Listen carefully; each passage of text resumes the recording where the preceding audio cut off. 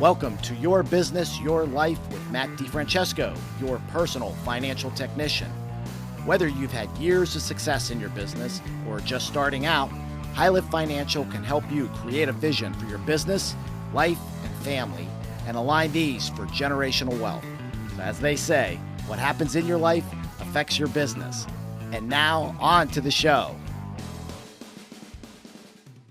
Well, hello and welcome to Your Business, Your Life with, again, your host, me, Matt DiFrancesco. I'm sure you're all getting tired of hearing me say that. So something different. I mean, this is, you just get me. I don't have any of my wonderful guests on, but a couple things that I wanted to talk about. And I actually just got back from the Northeast Conference in New Jersey. It's actually the second largest show in the collision industry outside of SEMA.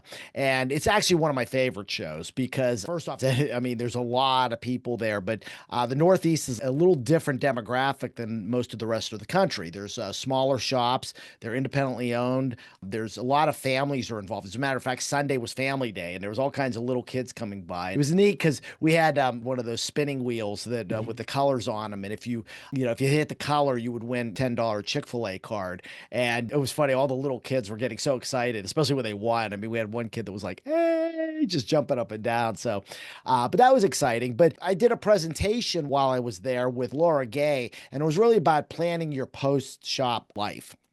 And there was a lot of questions that kind of came out of that, both from my end and from Laura's end. And I think I just wanted to kind of address some of the questions that we were getting from doing the presentation and also at the conference. So people were coming up to our table afterwards. One of the things that really struck them, it was the first part of the presentation that I did, was about kind of designing your own vision and your life post-shop.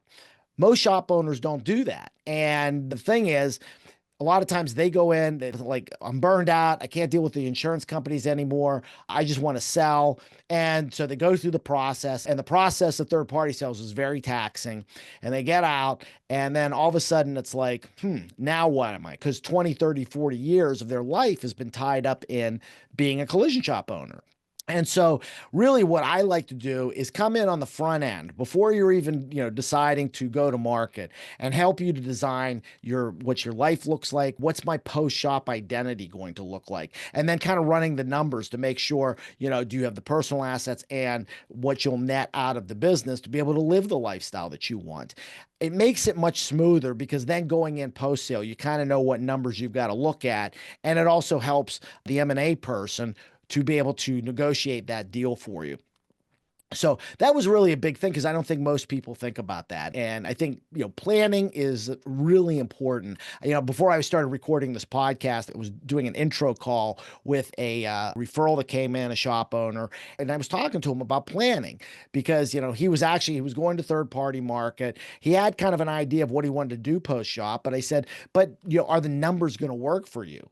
I mean, what if you start this other business and you're not getting revenue for a couple months or a year? How are we going to make sure that you have the income that you need to support yourself and your family? And it was something that he really hadn't thought about. So I think it's really important to plan. And that's, I think, one of the key takeaways. And I think that's something that really kind of shocked the people that were at our presentation. And that's a lot of the questions that I got. The sale process is something, and again, my friend Laura Gay, she's the one that handles that, but it's a lot more complicated than what people think, and it's a lot more stressful. That was something that really struck a lot of the shop owners is they didn't realize that they're going to basically have another job as they go through this process. So again, that's why I think having the plan and having the end in mind is so important. And that's what I talk about is step one in planning is beginning with the end in mind. What does this post-shop life look like? What's my new identity? Because if you have that carrot sitting out in front of you, it makes it easier to go through the process because you're going toward an end goal. It was interesting. I was actually talking a couple weeks ago. I was at the AASPI conference in Chicago, and I was having dinner with a couple shop owners, and the one guy had just sold his business, and he actually just confirmed everything that I've been saying here. He basically, was able to sell the shop, able to achieve this lifestyle, but he was like, he goes, I started playing golf, and then he's like, I realized I can only play so much golf afterward, and he goes, and I was really lost.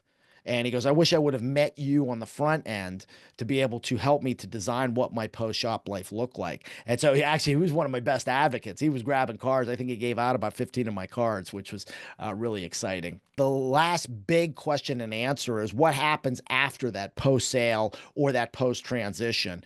And I think what's really important, and people don't think about this, is, they get this liquidity event, this big liquidity event. And a lot of times, I'm going to buy a boat. Okay. I'm going to buy a Ferrari. I'm going to buy these things, but they never think about how is this money going to last them for the rest of their lives, which could be 20, 30, 40, maybe even 50 years if they're young enough.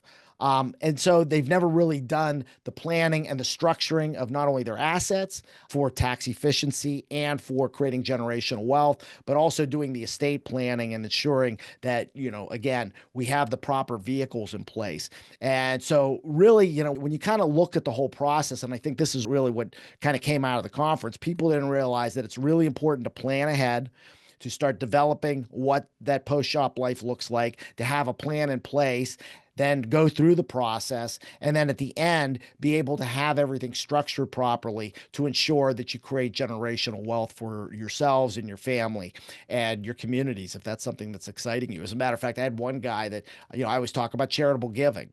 And this guy was like, that was something that really resonated with me because he goes, I don't have any hobbies. He goes, but I'm really charitably inclined. And that's pretty cool when you have a really nice liquidity event to be able to just pass that on and be able to help the rest of humanity with it. So something I get excited about. But, that's really what kind of came out of the conference. I recommend everybody go to Northeast. I mean, it was amazing. It's basically New Jersey, New York, but we had lots of shop owners from Massachusetts and all over the New England area. We had shop owners from Pennsylvania, Maryland, Delaware. We actually had a guy that came from Tennessee that was there that we talked with. This show is really getting a lot of traction. Like I said, it's the second biggest in the country, but it's not as massive as what SEMA is. So I think you can get a lot of individualized attention as you kind of walk around and you want to talk to different vendors. And that's what's really neat. And I just think it's really cool to see all the little kids around. So anyway, those are my biggest takeaways from Northeast. I always recommend that. It's always in mid-March. Look it up if you're interested in going. AASP New Jersey does a fantastic job.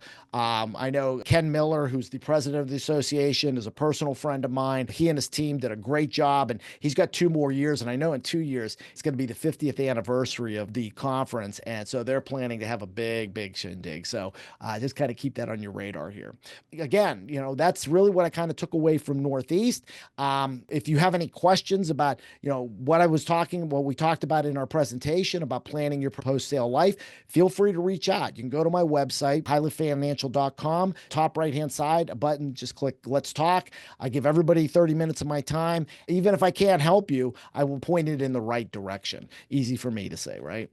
So anyway, thank you again for listening to Your Business, Your Life. If you're not subscribed to the podcast, please click the subscribe button below. That way, when a new episode hits, it'll get right onto your device. You can hear me or all the great guests that we have on here. And if you're watching on YouTube, please give us a 5-star review. That way we move up the list and I can get this great content to you. So God bless, and let's make it a great one. So we'll talk to you real soon. Take care.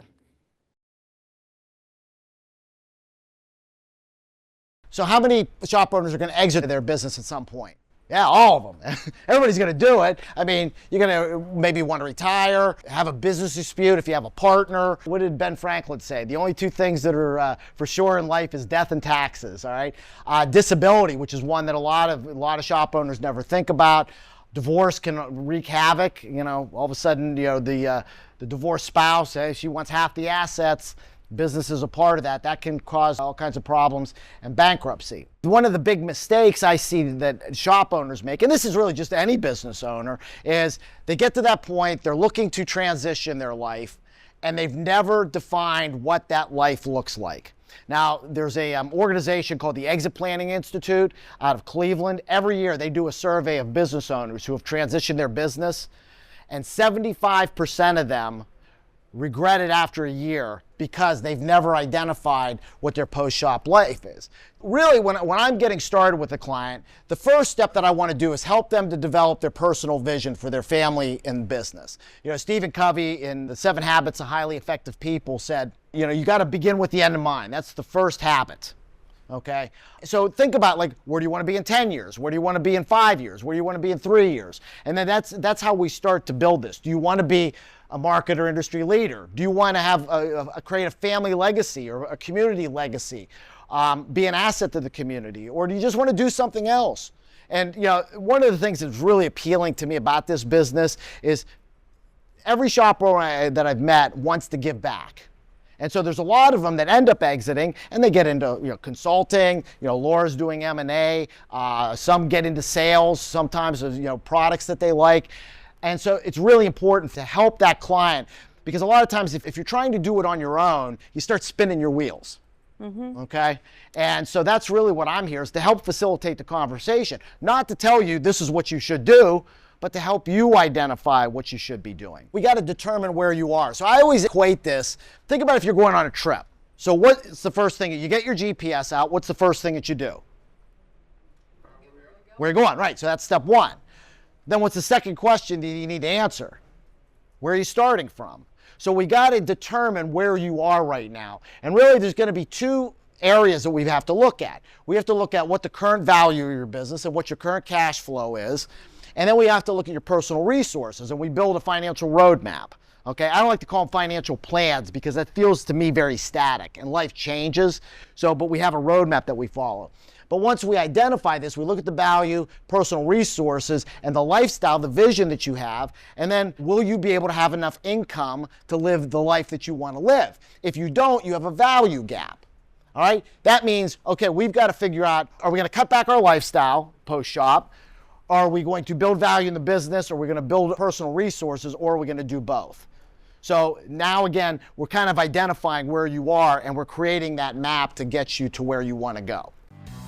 Hey, I really want to thank you for listening to the Your Business, Your Life podcast. If you want to be notified when new episodes become available, click the subscribe button below. All information is obtained from sources deemed reliable but not guaranteed. No tax or legal advice is given nor intended. Content provided herein or on our website should not be construed as an offer for investment advice or for securities, insurance, or other investment products.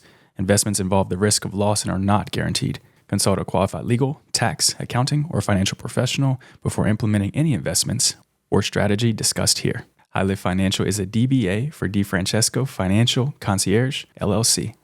Investment advisory services are provided through Cornerstone Planning Group, LLC, an independent advisory firm registered with the Securities and Exchange Commission.